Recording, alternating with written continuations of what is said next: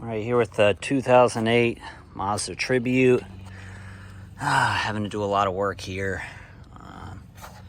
So did the control arm on here. Did that already. Removed the steering link. Placed the caliper. Doing some other stuff. But I gotta replace this inner because this thing's shot. You can see in there that thing looks bad.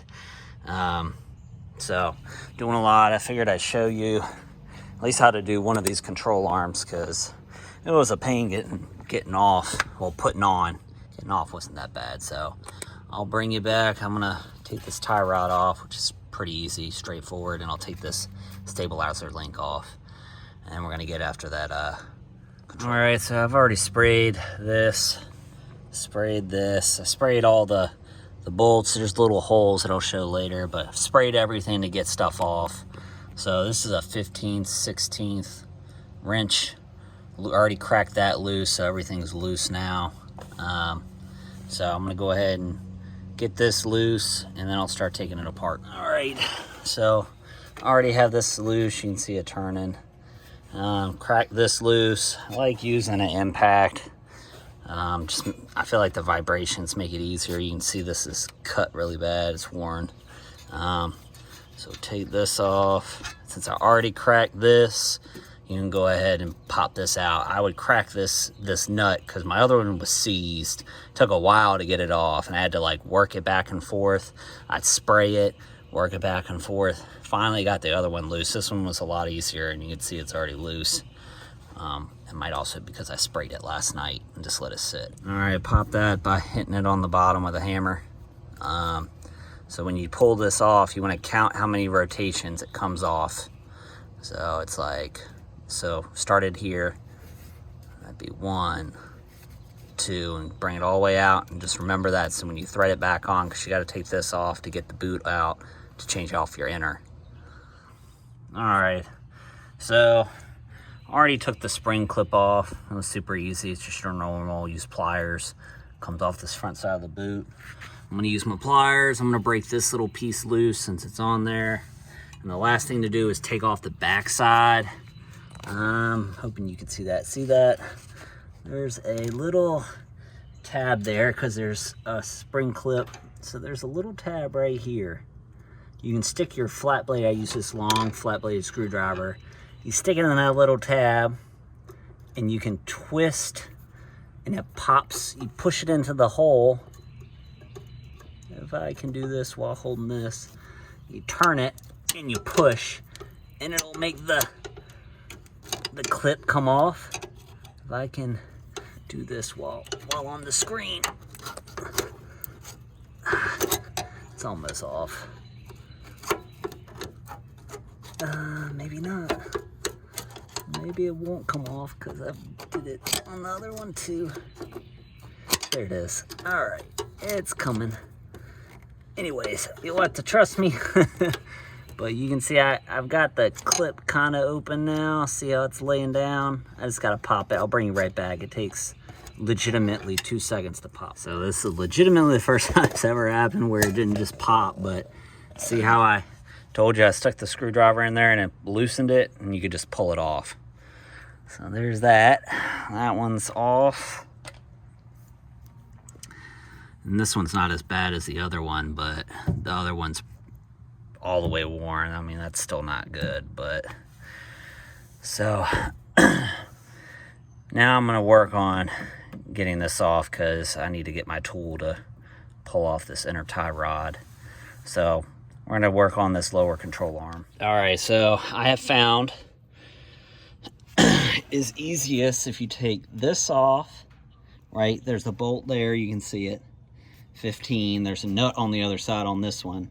I like using the impact on this stuff because it breaks the crud loose, and I already sprayed it with penetrating oil. So I'm gonna take this loose. I'm gonna take this loose, which is another bolt right there. This one's a bolt, this is a bolt with a nut. And then the third one back there is a long one, which will be the last one I take off. And so then the order is opposite, putting it back in. All right, so this one is out. This one's pretty easy. Nut and bolt, that's this one here.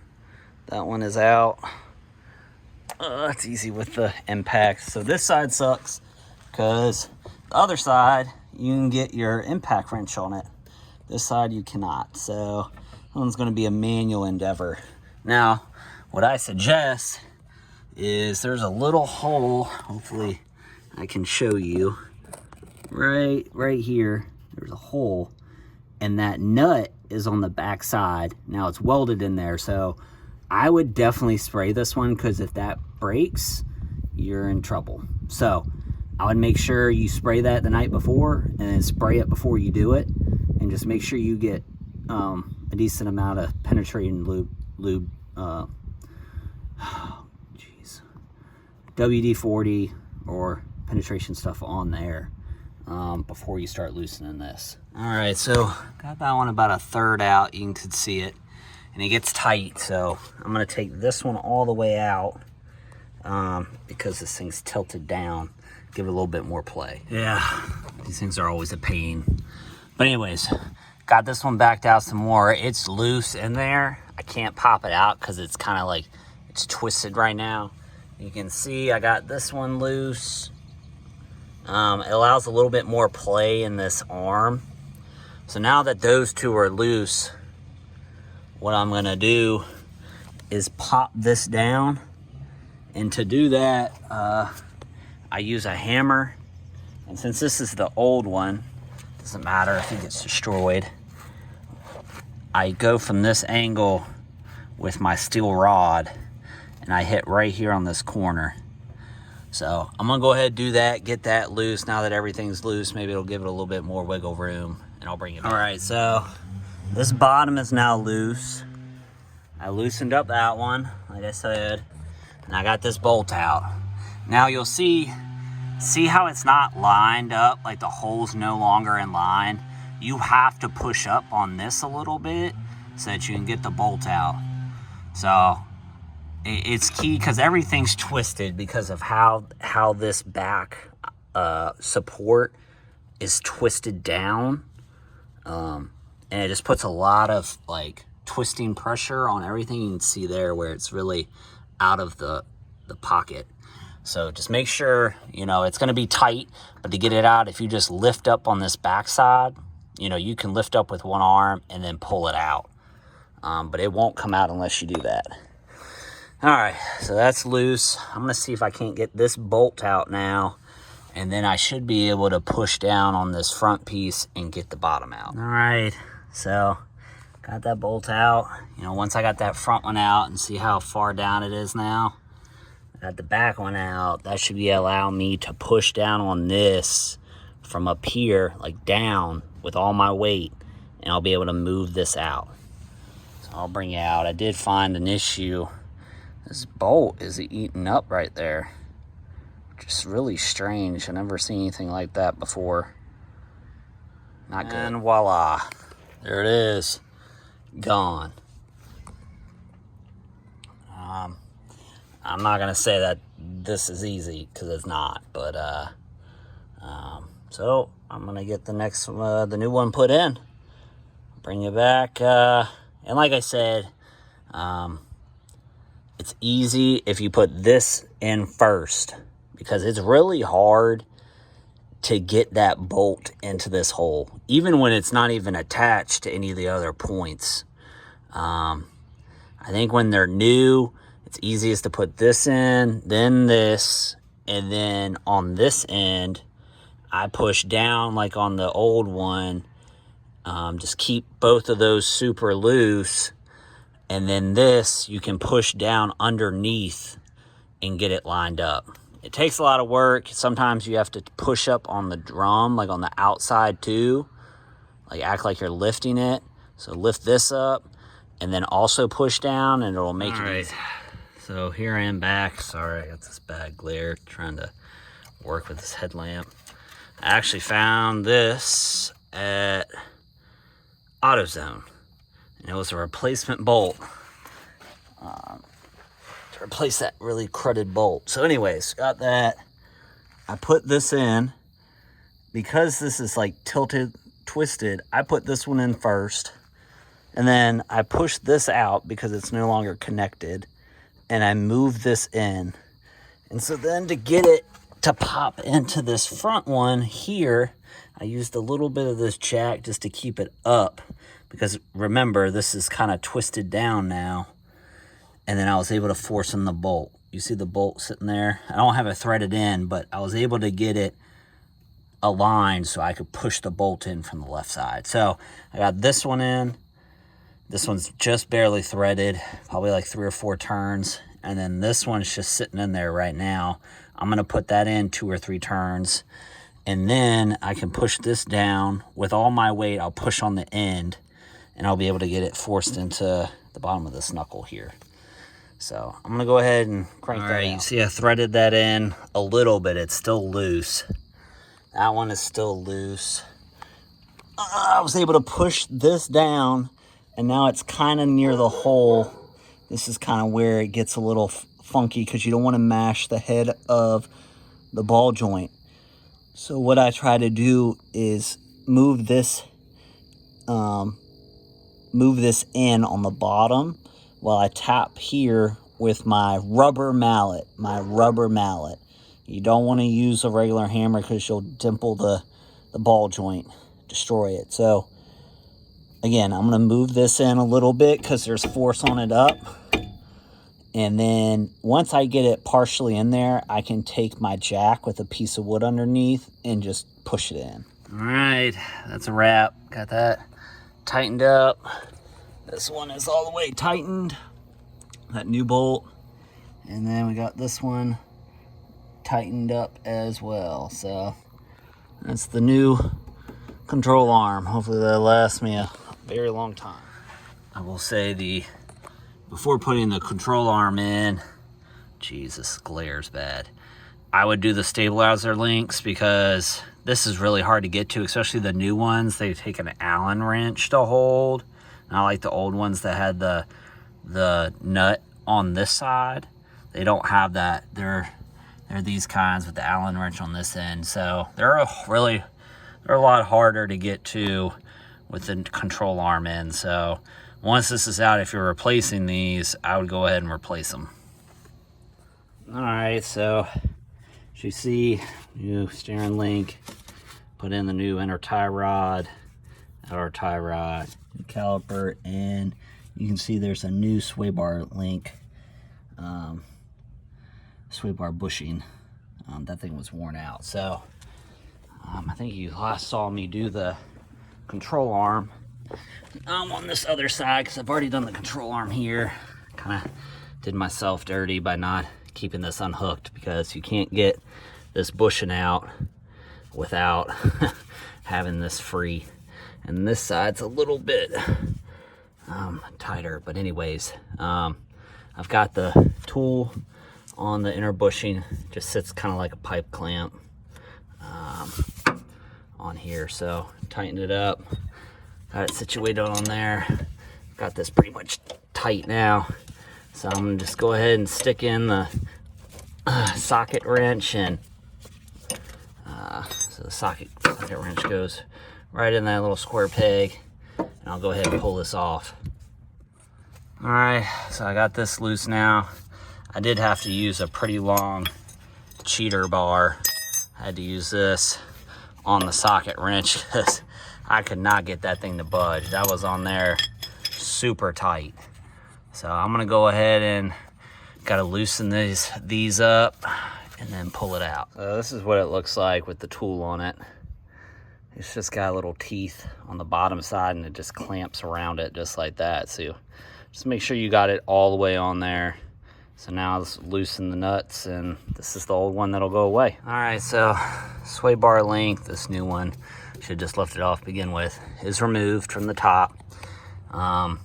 So I've already got this one bolt out, which is the one you could see in prior. That was right here.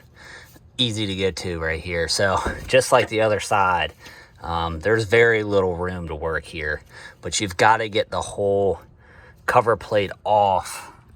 Hopefully you can see that, because the bushings here, So you've got to be able to lift the sway bar up on this end to be able to pull the bushing out, and definitely to install the new one, because if they're like this one, these things are worn slam out.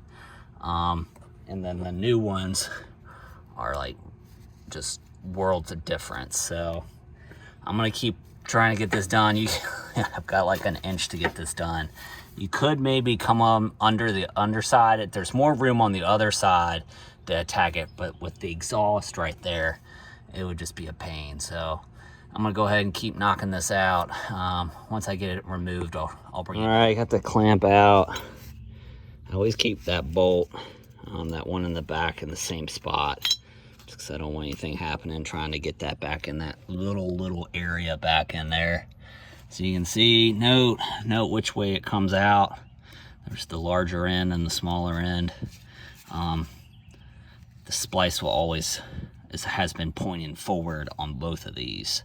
So anyways, this old one, as hard as a rock, it was a pain to get off. So you can now, with the clamp off and the link, sway bar link loose, you see how you got some play. That's the only way you're gonna get it out, because you can't slide it out this way. It's gotta come out. So put on the new one, just like the old one did. Okay, new bushings in, everything's tied up. Just be careful of the heat shield. I caught it once or twice with the socket. You know, this side's probably harder than the other side, is because this heat shield is here. Got steering link put back on. So everything looks good. I would leave this off if you're gonna do the bushings. Like, it makes life easier being able to move this around to get that bushing out. The old one in, put the new one in. So next I'm gonna do is put on the... All right, so my phone was overheating, so I can't do it outside, but I put the, you can put the tool on the new one. This is the new one, before you thread it in, and then you want to fight it in that little cavity. The only issue is if you tighten it up and it ends at, I think it's here on this side, if it ends up at this angle, it's gonna be hard to get it loose, because that one nut is covered. But I found it's easier just to put it on like this now, thread it on there, and just makes life a little bit easier. All right, new one's installed. As you can see, it's not just sitting there on the ground or laying down here. So this one's in a lot better shape. So this is the cover. I'm cheap, even though I'm doing all this work to it, but I'm not gonna go buy one of the clamps. So this, I'm just gonna use a zip tie. It was easy on the other side because I didn't have the heat shield there, and it gave you a little extra room. All right, as you can see, got a zip tie on there. You can see the little blue on the other side. So it's kind of hard to get to. I put the zip tie, when I tightened right there, you can see it it's right there. I put it on the bottom because that's the only way I could tighten it up, but I got it tight. The heat shield really, the other side was a lot easier, but with that heat shield there, it's a pain. So anyways, I'm gonna put the outer tie rod on, and it'll be wrapping up soon. All right, so got the new outer tie rod on. Pretty simple to do that. Make sure you remember your rotations. I've done so much on here, it doesn't matter. I still have to get an alignment, which is probably what most people will have to do. So I just put the rotation. One was like 21, one was 24 off of the tie rod. So I just made them both 24 because I know I'm gonna have to get an alignment anyways. I just need to be able to get it to the shop. All right, so I'm gonna grease this fitting. They come pre-greased, but I'm gonna put a little bit more in there, not much. And that'll all be wrapped up. I just gotta bleed the brakes.